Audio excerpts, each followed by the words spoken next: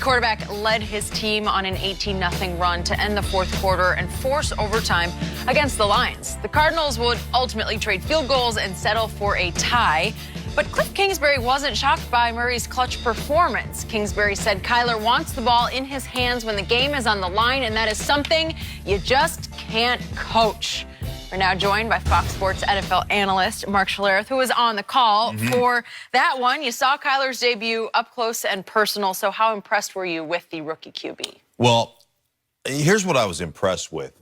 I think it takes a special talent from the neck up to play as poorly as he played for 2.5 quarters, and then to be able to flip the switch and play as exceptionally as he did for the last quarter and a half.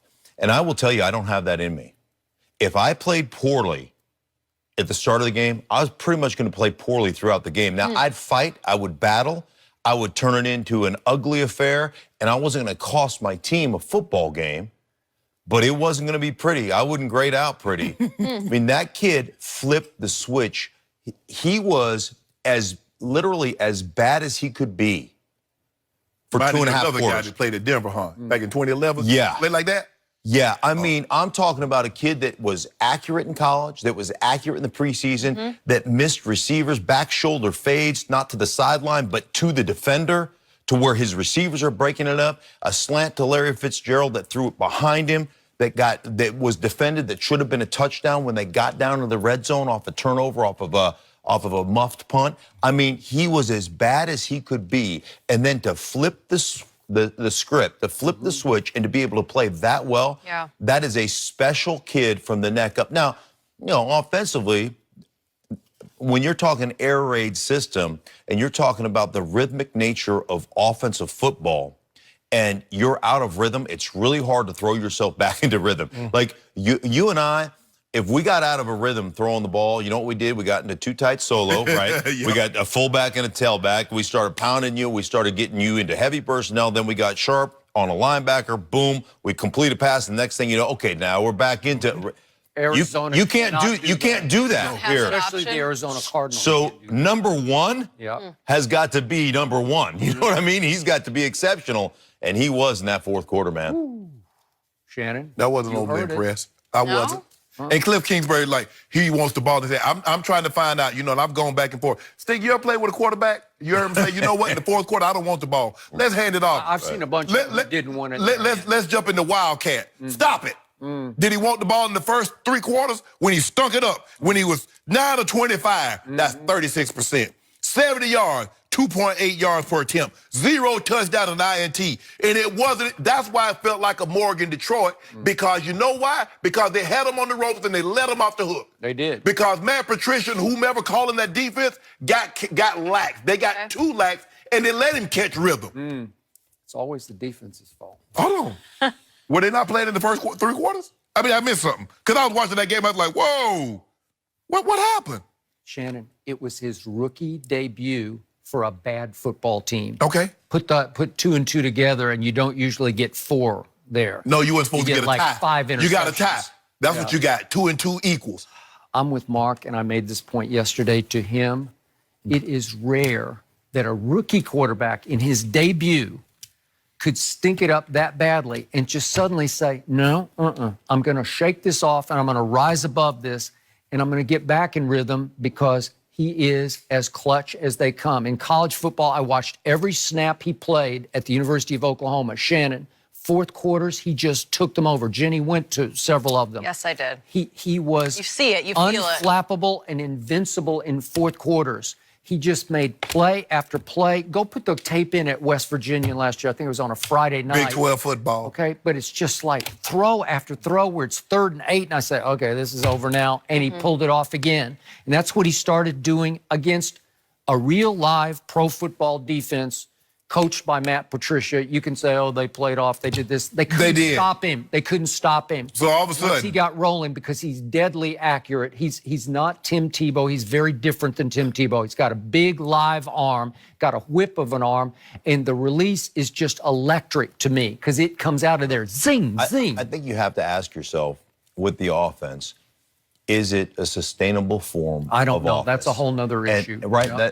that's I don't know you get that. into. But I will tell you this: when you are in rhythm, like they got into that rhythm, the issue is one, you can't rotate on defense because they trap you. They're up at the line of scrimmage. Even if it's not, hurry up, they're at the line of scrimmage. They trap you in whatever defense you're in. You can't make the calls. Basic. Yeah, you can't make the adjustments.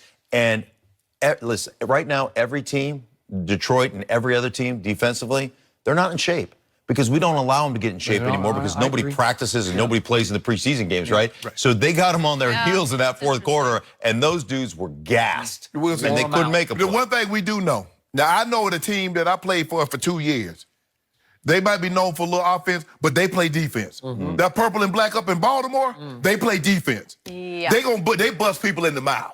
Now we gonna find out what type of rhythm he got on Sunday. Is Ray Lewis coming back? Is Ed Reed coming back on Sunday? On the road, big test. But that's instilled. That's instilled there. That's whether Reed or Lewis or Suggs, doesn't matter. When you go to Baltimore, you play defense. Hey, Suggs is going home. Yeah. Yeah, how's that going to play? He had 2 sacks on Sunday. Actually, Suggs played really He played good. I mean, that dude's Yeah, he had 2 sacks on Sunday. Yeah, My man's. he's still my man, impressive. You don't think my he's man- going to be cranked on Sunday? T-Sizzle. I'll tell you what, I'll T-Sizzle's a take freak Kyler show plus now. 13. That's I the wish I spread. might I was be going to say, Okay. that is our 13. friend. Will you give it to me right now? Shannon Sharp. No. Put your money where your mouth is. Why Put your not? do where your If mouth Kyler Murray's is. that dude, why he need points? Kyler Murray, that Oh, guy. stop it. You just said that he's going to get hit in the mouth. You gonna beat by your that butt. purple and black. Sloppy Joe. Malcolm Lucky. Come on. Put some Mountain Dew on it. Go, Shannon, Shannon. come Put on. some Mountain Dew on it. Yeah. Come on. I'm I'll try. swimming in Diet Dew over here. Nope. Come on, do it. That's the game. Do the do. You know what? I got a bunch of TVs, but that's Yeah. gonna be the game I put on the Oh. big TV. Really? Yeah, I want to see where they bust it. Give me the 13. Dude. Yes. Dude. It's a rookie quarterback So- playing against the purple-headed monster. Yeah, Ravens. Yeah. Ravens flock. Yeah. You remember the book, Edgar Allan Poe, The Raven? You know it Not well. a book, it's a poem. You wrote it. You wrote it. You and Edgar Allan Poe the same age. You wrote It's it. the same age. I give up. Has he ever said that around here? I better move on. Mark, thank you You for know joining about it. us. You gonna find out the hard Said he way. gave up. I give 10. Big men deserve all 10 the points. blame for the Steelers' embarrassing loss 10 to points. the Patriots. We'll go. So Antonio Brown's tenure with the Raiders is officially over, and AB is already working with Tom Brady to get up to speed with his new team, New England, ahead of this week's game against the Dolphins. In an interview yesterday, Brady had high praise for his new teammate, but made sure the focus was still on getting to work. Take a listen. Antonio, meeting him today, I really enjoyed being around him. He's a very smart football player, knows how to play the game. He's been extremely productive. I'm not buying into any hype or potential. I'm into work. He's into work, and our entire offense is into doing what's in the best interest of the team, and I'm really excited to get to practice on Wednesday. All right, Super Bowl champ and Fox Sports college football analyst Reggie Bush joins us this morning. Reggie, this drama, Yeah. is it going to work in New England? Well, Tom Brady just told you everything you need to know right there. He put it out and laid it on the table for you. I don't care what you did before you got here. None of that matters. I don't care about the touchdowns, about the money you may have got or did not get. When you come to New England Patriots, there is a Patriot way, and there's a way that we do things. You have to be extremely unselfish. So by my standards, I don't think it's gonna work on a one-year prove-it deal because that's exactly what you have to do. You gotta prove it for the next contract. You're playing this year for next year. And so you go from a team that needs you to a team that does not need you. They got a ton of weapons over there. And so let's talk about the workload that he has in front of him because it takes at least 2, 3, 4 months to learn a new system. I mean, to really know it, right? To know the checks, to know the reads. You also got to be able to adjust on the fly in real game time situation. AB is going to spend half the season just trying to learn the playbook. And so then you have to factor in the chemistry, right? That receiver quarterback chemistry, that takes years to build. That is not just plug and play. You don't just show up week one and say, I got Tom Brady, I'm ready to go ball out. Because there's a bunch of other guys in front of you that have been there since minicamp, OTAs, that have a significant head start. Been there for years. They've been there for years. They've been there for a while. And so if this was minicamp, OTAs, AB, I'll say, oh yeah, it's gonna work. But to think that you can just step into a